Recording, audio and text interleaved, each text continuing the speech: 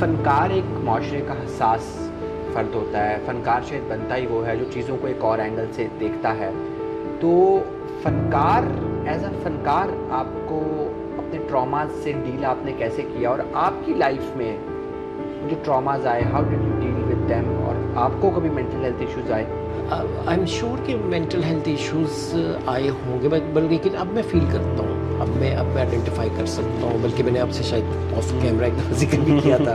تو وہ میں اب تو, اور یہ اویئرنیس جو ہے نا خاص طور پہ اپنے مینٹل ہیلتھ ایشوز کے حوالے سے, میں سمجھتا ہوں کہ ویلنس جو ہے, آپ تو ڈیفینیٹلی ایگری کریں گے, وہ صرف فزیکل نہیں ہے, وہ mental, emotional, psychological, spiritual, social سب چیزیں ہیں.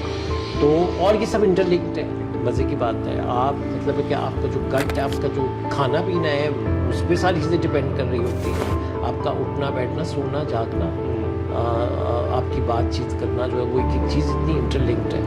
تو لیکن آرٹسٹ جو ہوتا ہے, میرا یہ خیال ہے کہ وہ اپنی اس ویکنیس کو یا اسپیشلٹی کو, میں ڈسیبلٹی تو نہیں کہوں گا, اسپیشلٹی کو جب اسٹرینتھ بناتا ہے تو پھر کچھ نہ کچھ چیز سامنے آتی ہے. میں سمجھتا ہوں سب سے پہلے سبجیکٹ جو ہے نا وہ آپ خود ہیں, اور یہ سب سے بڑی کتاب تو آپ کی اپنی ہے نا. اگر آپ اس کو کرٹیکل تھنکنگ کے ساتھ دیکھیں اور آپ اس کو یوں آبزرو کریں ایک سپر کانشیسنیس کے ساتھ, تو آپ بہت اچھے آرٹسٹکلی چیزوں کو پریزنٹ کر سکتے ہیں.